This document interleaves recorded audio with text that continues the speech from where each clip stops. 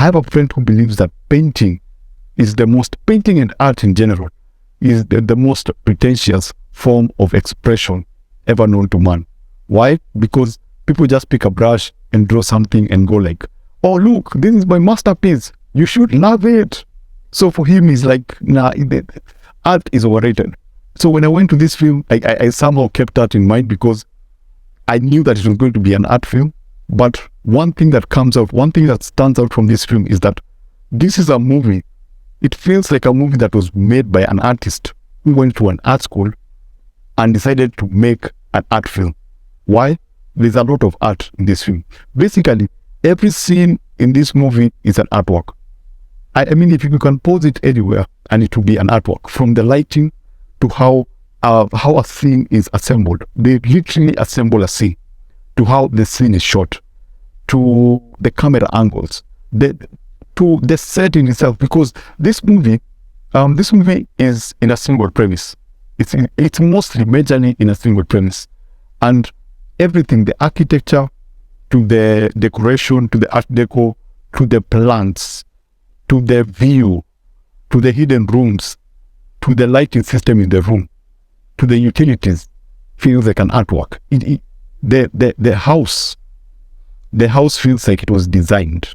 It doesn't feel like a normal, ordinary house. Yes, it's a penthouse. It belongs to a rich person, so you get that vibe. So, what's the story? The movie is called Inside. It stars William Defoe, and basically, this is a William Defoe movie. It's just his movie because we spend so much. We spend 95% of the time with him. So the story is basic. William Defoe is going to steal an artwork from a certain artist, his penthouse. The owner of the penthouse has left, and William Defoe decides, you know what? I'm going to break into this place and I'm going to steal a few artworks. And there's one particular one that he wants to steal. So when he goes in, unfortunately, something happens and he has to destroy the security system, and he's locked in, securely locked in. So imagine you're locked in a penthouse in some building on top of another building, some skyscraper, and you are locked in. You cannot get out. Your sound cannot get out. And the person that you are with in the mission actually leaves you alone. He's like, you're on your own. So you're left trapped in this particular building.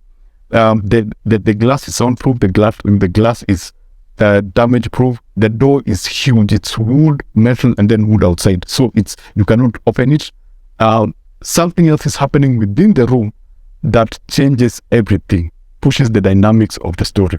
So what did I like about the film? Now, number one, I'm a graphic designer. I'm an illustrator. I love art. So I loved how art was used in this film. The fact that the director had the guts to actually shoot an artwork and just focus the camera there without the sound. He was able to stop the camera and actually tell you, look at this artwork, and it's awesome. There are a lot of shots that just shoot the painting a painting. There are a lot of scenes that are shot that feel like a painting.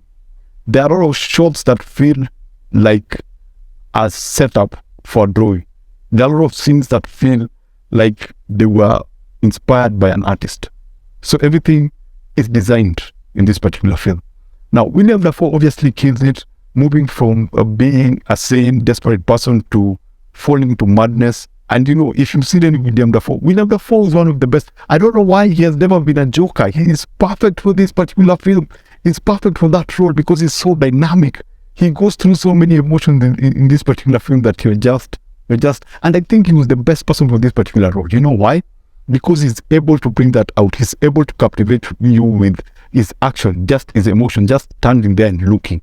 There's a particular shot inside a refrigerator where he runs out of water and is leaking.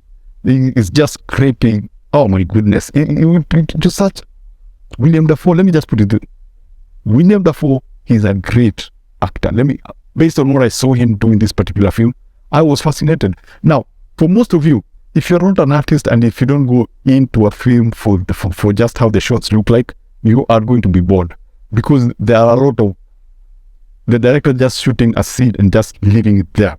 There's no epic theme. There's nothing. There's no sound. It's just quiet, and it just frames a particular scene. It just keeps quiet, and it just lets the scene play without letting the camera move.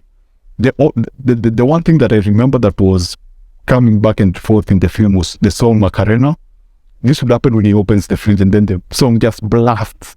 And it starts driving you mad because the director has been able to captivate you and put you in the head of William Dafoe.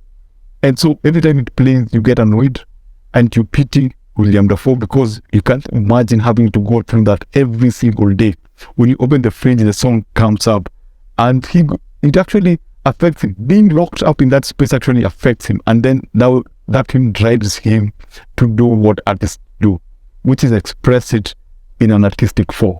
Some of you may not get it, and some people may actually get it when he does the artwork. Some people may get it because now the artwork somehow explains his particular situation. His madness is illustrated on a wall. So that's one thing that I truly loved about this film. The other thing, still on William Dafoe and the director, there's a scene that the camera sticks on William Dafoe's face and it just sticks there and you can see him express and maybe move to something. Being moved into something, you can see his expression. It stays there for like 2 minutes.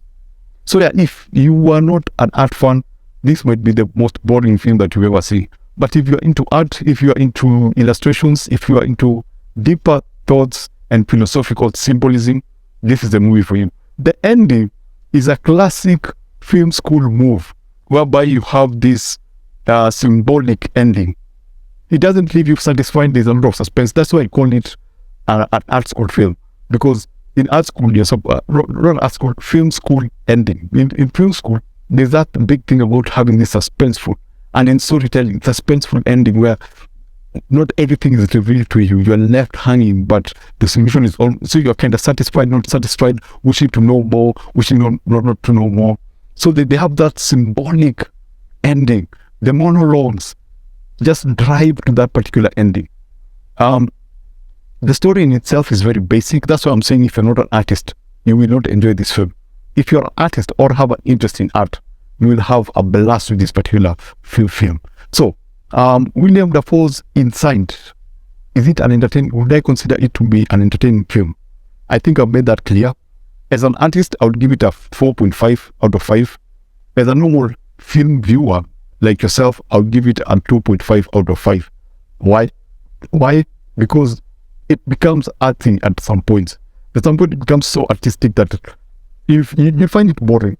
At some point, it becomes gross, but it makes sense why it's gross. It's not just gross for the sake of being gross. It's gross because of the current situation that the character is in.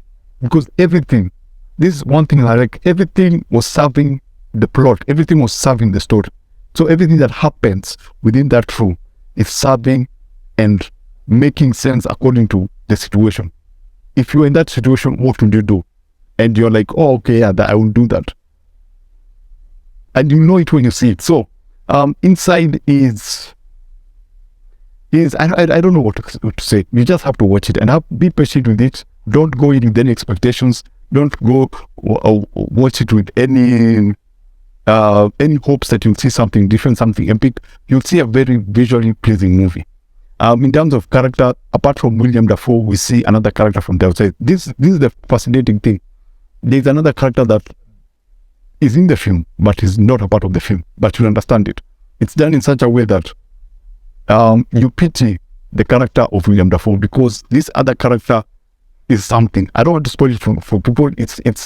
She is something, but William Dafoe sometimes is hallucinating, and he might have, when you're exposed to only one person, you get connected to them. So you have situations like that in this particular film. So that is my review of Inside. Actually, even the opening title is a warning because it's very artsy. The spacing, the size of it, just how the font style, it's very artistic. That's my review of this super artistic film. If you're looking for something weird, something beautiful to watch, this is the movie. If you're looking for something epic like Avatar or Hollywood, this means like a European movie. Let me put it that way. So if you're looking for something European, this is the movie. If you're looking for something Hollywood, that's the movie for you. So thanks for watching, and I'll most definitely see you on the next one.